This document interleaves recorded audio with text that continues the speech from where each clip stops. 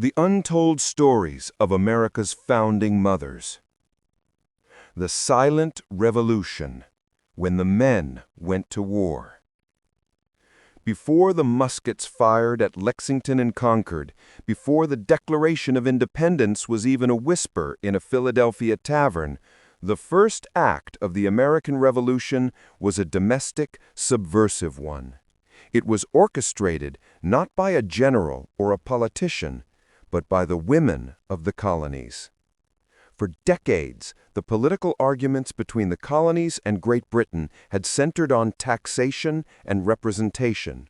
But when the men of the First Continental Congress declared a non-importation and non-consumption agreement, a complete boycott of British goods, it was a purely symbolic gesture without the commitment of colonial women. They were the consumers, the housekeepers, the ones who purchased tea, fine silks, woolens, and linens from Britain. Their participation wasn't just helpful, it was the engine of the resistance. Imagine the parlors of colonial America in the mid-1770s. The Sons of Liberty were meeting in smoky back rooms, but the Daughters of Liberty were convening at the spinning wheel. To stop buying British cloth, they had to make their own. This was the era of homespun, a rough, often inferior fabric that became the ultimate symbol of patriot defiance. In rural New England, women organized spinning bees. These weren't mere social gatherings, they were public political demonstrations. Dozens of women would gather, their spinning wheels buzzing in a unified chorus that was a direct, audible rejection of the Crown's economy. The cloth they produced was worn with pride, a physical sign of commitment to the cause. When Martha Washington, the wife of the commander-in-chief, made a point of having her staff wear homespun, it was a political statement worth 1,000 pamphlets. She was the wealthiest woman in the colonies, yet she personally set an example of frugality and self-sufficiency for every patriot household, quietly lending her immense social power to the rebellion. But this commitment came with a price. Giving up British tea, a cornerstone of colonial social life, was easy compared to the daily sacrifice of the boycott. The colonists loved their goods. Patriot women had to teach their families to live with less, to wear clothes that were coarser, and to use homespun yarn to knit socks and weave blankets for the very army their husbands and sons would soon join. This domestic economic warfare was the first sustained test of the colony's resolve, and the women passed it with an austerity that shamed many a wavering man. The Pen and the Powder Keg. Mercy Otis Warren and Abigail Adams. While camp followers and boycotters drove the revolution on the ground, a select group of intellectually formidable women waged the war of ideas. Two names stand out as critical, albeit often uncredited, architects of the revolutionary mindset: Mercy Otis Warren and Abigail Adams. Mercy Otis Warren, the sister of the firebrand patriot James Otis, was a political thinker, poet, and dramatist whose work was devoured by the colonial elite. She hosted gatherings in her Plymouth home that became known as the incubator of revolution, where men like John Adams, John Hancock, and her neighbor Thomas Jefferson gathered to debate the fate of the colonies. But Mercy didn't just pour the tea, she drove the conversation. Her scathing political satires, written in verse and as plays, were published anonymously, a necessary precaution for a woman commenting on affairs of state, and circulated widely. Plays like The Group mercilessly skewered the Loyalists and the royal governor of Massachusetts, Francis Hutchinson.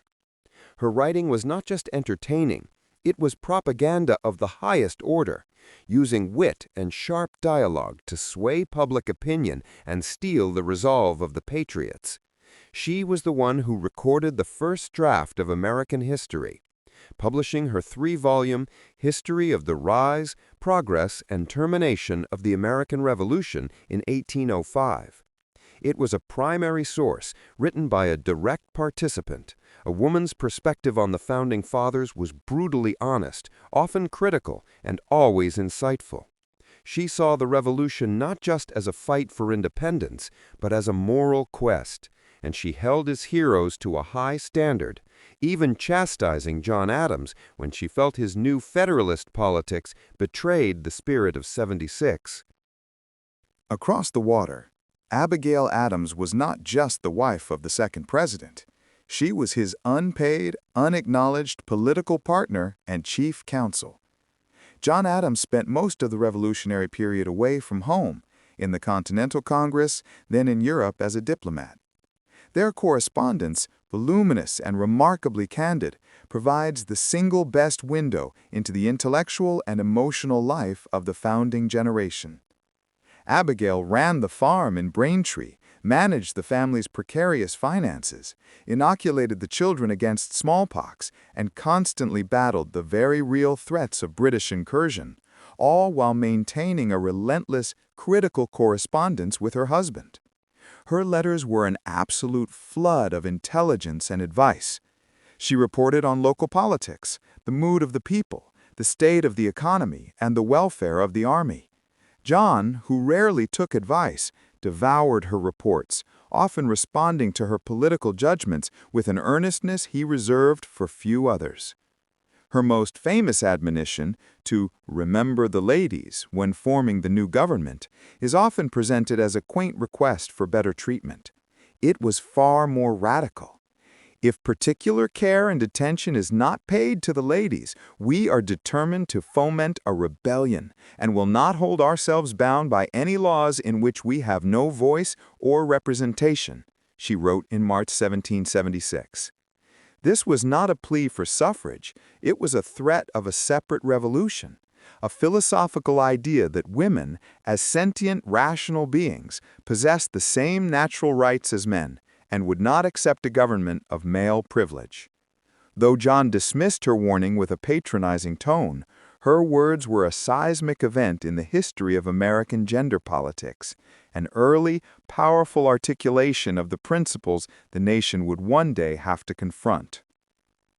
Camp followers and combatants on the front lines. The romantic narrative of the American Revolution often focuses on the uniformed Continentals, but the Army could not have functioned without the thousands of women known collectively and often dismissively as camp followers. These women, mostly the wives and widows of common soldiers, were the essential logistical backbone of the Continental Army. They were not just a burden, but they were the supply chain. They followed the Army not just for protection, but because they had nowhere else to go, and more importantly, because they were needed. They cooked meals, laundered and mended uniforms, a task of monumental importance given the Army's perpetual supply shortages, nursed the sick, and made bandages for the wounded. At Valley Forge, where the Army faced the deadliest winter of the war, the presence of women was a crucial factor in the Army's survival. Martha Washington set the tone, arriving each winter to organize relief efforts, holding spinning bees, and personally overseeing the nursing and feeding of the common soldiers, not just the officers. Her visible, hands-on labor boosted morale and set a standard of commitment that inspired others. Among the camp followers were women who became legends of the battlefield, figures whose incredible bravery blurred the lines between civilian and soldier. One such legend is Margaret Corbin. In November 1776, the British assaulted Fort Washington in New York. Margaret's husband, John, was an artilleryman. She was with him at his cannon position, a common practice for soldiers' wives. When John was killed, Margaret immediately stepped into his place, loading and firing the cannon herself until she was severely wounded by 3 separate shots, nearly losing an arm. The British captured the fort, and Margaret was left for dead. When she survived, the Continental Congress, in recognition of her singular heroism, awarded her a lifetime pension in 1779, making her the first woman in American history to receive a military pension. She was a wounded, disabled veteran of the war, a living testament to women's physical participation in the fight. Another icon of female military courage is Mary Ludwig Hayes, the woman likely behind the composite figure of Molly Pitcher. At the grueling Battle of Monmouth in 1778, on a blistering hot day, Mary repeatedly ran to a nearby spring to bring water to the parched soldiers and cool down the dangerously hot cannons, hence the Pitcher moniker.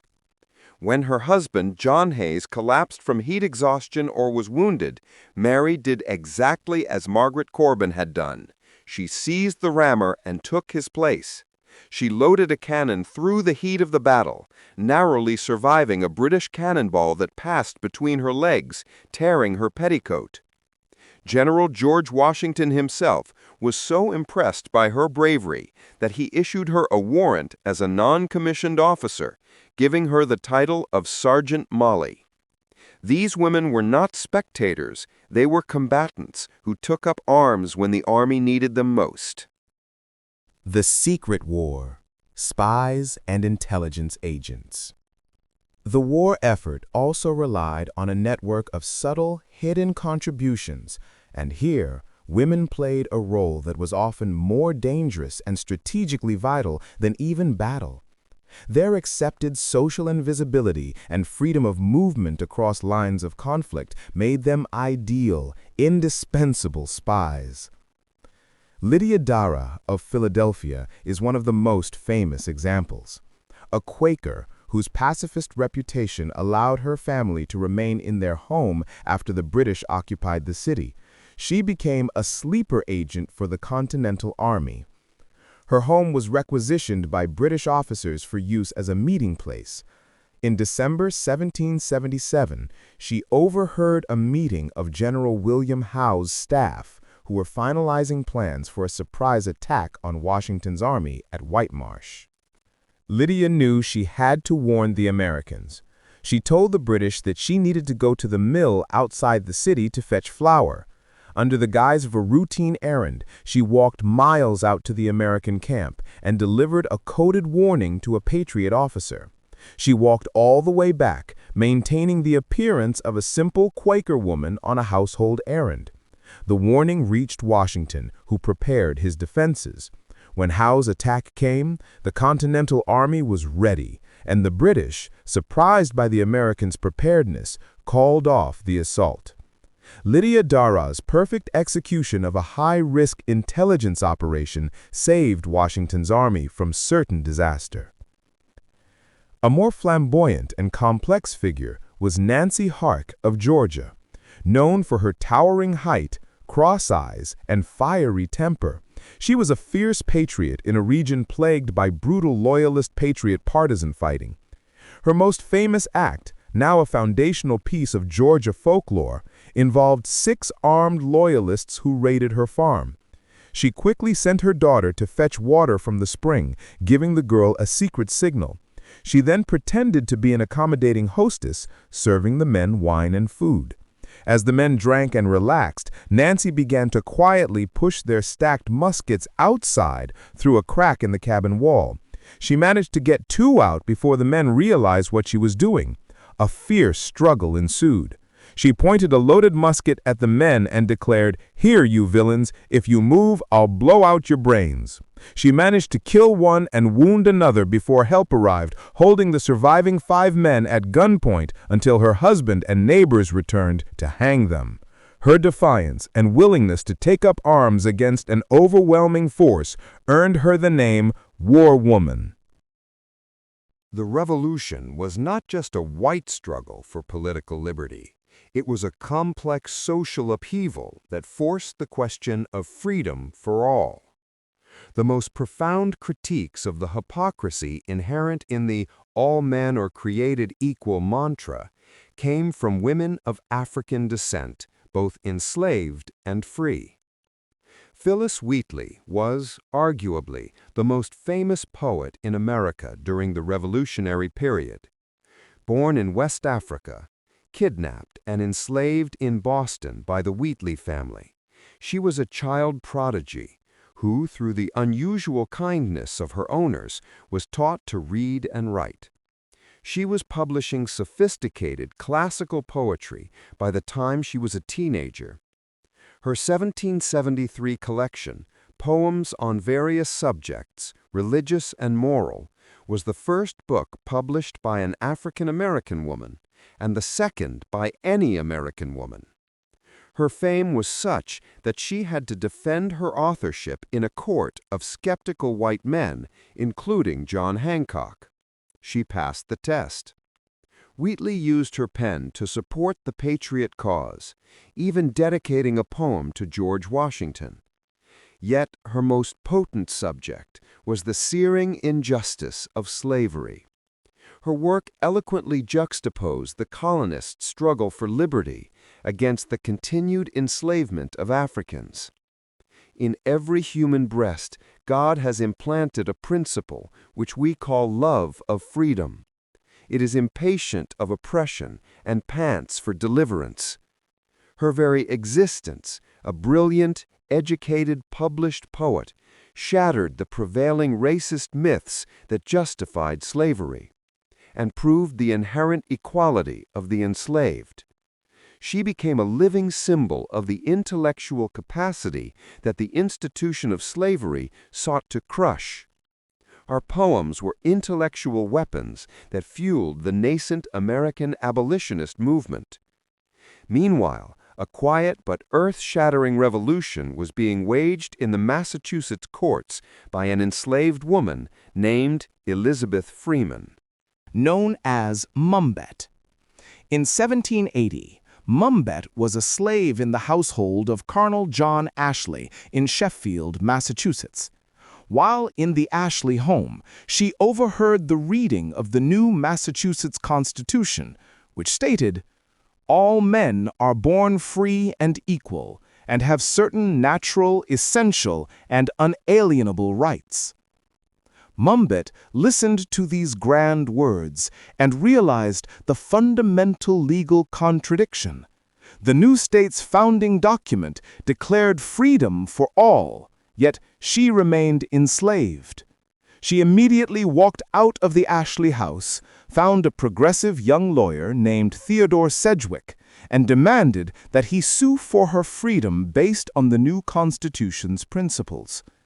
In a landmark 1781 case, Brom and Bett versus J. Ashley, Sedgwick argued that the state's Bill of Rights abolished slavery. The court agreed. Mumbet won her freedom, becoming Elizabeth Freeman. Her case, along with a similar one involving an enslaved man named Quock Walker, set the legal precedent that effectively abolished slavery in Massachusetts. This was not the work of a founding father. It was the direct action of a single enslaved woman who took the revolutionary ideals at their word, forcing the new republic to confront its own ethical failings and delivering a practical victory for liberty years before the abolition movement gained national traction. The political hostess, Dolley Madison, and the creation of American society.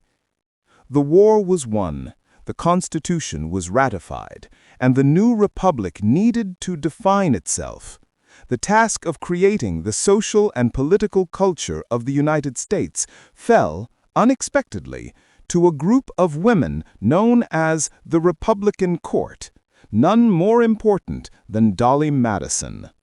Dolly Payne Todd Madison arrived in the new, muddy capital of Washington, D.C., and found a politically fractious, socially awkward elite. The early government was plagued by petty rivalries, deep ideological divisions, and a lack of tradition that made it feel provisional and unstable. The Founding Fathers were brilliant, but often socially stiff and politically venomous toward one another. Dolley, the wife of James Madison, a quiet, scholarly man, took it upon herself to transform Washington's social life into a functioning political lubricant. As the wife of the Secretary of State and later as the first official First Lady of the new capital, she invented the modern concept of the political hostess. Her famous President's Wednesday drawing rooms were legendary. She opened the executive mansion to everyone: Federalists, Democratic Republicans, ministers, merchants, and foreign dignitaries. Crucially, she ensured that no matter how deep the political hatred between two men, say Thomas Jefferson and Alexander Hamilton, they would sit at her table, share punch, and engage in polite conversation. She famously insisted on nonpartisan seating arrangements and a genuine, non-judgmental welcome for all. This was not superficial socializing. It was applied political science. Dolley created the necessary social space for political rivals to interact humanely, softening the edges of their ideological conflicts. She understood that a republic could not function if its leaders refused to speak to one another. Her warm, inclusive, and politically neutral salons became the true, unofficial meeting ground where compromises were brokered, alliances were forged, and the raw edges of American democracy were smoothed. When the British burned Washington in 1814, her courage cemented her legacy. As the American capital fell into panic and flames approached the White House, Dolley refused to leave without securing the nation's most precious treasures. Her most famous act was saving the massive, iconic Gilbert Stuart portrait of George Washington. She reportedly directed her enslaved servant, Paul Jennings, to take an axe and smash the frame, rolling up the canvas so it could be carried away. She waited until the last possible moment, ensuring the survival of the nation's symbolic heritage, before fleeing under fire. Dolley Madison's contribution was not written into the Constitution, but it was fundamental to the country's survival. She institutionalized a culture of respectful political discourse, proving that the social arts of a woman were, in the tumultuous early years of the Republic, a vital component of good governance. She was the one who taught the Founding Fathers how to be American gentlemen, and more importantly, how to disagree without tearing the Union apart. Perhaps the most dramatic testament to a woman's desire to participate fully in the founding of the nation comes from Deborah Sampson. In a society that legally and socially excluded women from military service, she found a way to not just serve, but to fight and bleed for her country. Born into poverty in Massachusetts, and having spent her youth in indentured servitude, Deborah was a young woman with no resources but an iron will. In 1782, desperate to escape her restricted life and join the war effort, she did the unthinkable. She disguised herself as a man. Under the alias Robert Shirtliff, she enlisted in the 4th Massachusetts Regiment of the Continental Army. For over a year, she lived the brutal life of a Continental soldier. She endured the long marches, the harsh discipline, and the constant threat of discovery. She was an excellent soldier, a capable light infantryman who served with distinction in the Hudson Valley Campaign in New York. Her secret was almost revealed when she received a severe wound in a skirmish, a musket ball to the thigh. Fearful of discovery, she refused to go to the Army hospital. Instead, she extracted the musket ball herself with a penknife and a piece of linen, allowing only a doctor she trusted to treat the wound in her head, successfully concealing the much more compromising injury. Her determination to hide her sex was greater than her fear of infection or pain. Her identity was finally revealed a year later, in 1783, when she fell ill during a yellow fever epidemic in Philadelphia and was taken unconscious to a hospital. The doctor attending her discovered her secret, but, respecting her service, kept it quiet until she was fully recovered. When she was well, he informed General Washington. Washington, rather than punishing her, was so moved by her loyalty and service that he arranged for her honorable discharge in October 1783. But the story doesn't end there. Unlike most founding mothers, Deborah Sampson lived to see her service recognized and rewarded. She later applied for and was granted a military pension by the Commonwealth of Massachusetts and later by the U.S. Congress, a process that required her to reveal her true story to the public. She even went on a successful lecture tour, performing her drill routines in full uniform and recounting her war experiences to shocked and admiring audiences. Deborah Sampson's life was a physical manifestation of Abigail Adams's intellectual plea to remember the ladies. She did not wait for the law to catch up. She stepped into the role of a citizen soldier, proving with her body and her bravery that women were not only capable of defending the new republic, but were willing to sacrifice everything to do so. She, more than any other figure, demonstrates that the American founding was a moment when the sheer force of female will broke through the rigid barriers of gender, creating untold stories that are, in fact, the most potent and inspiring narratives of all.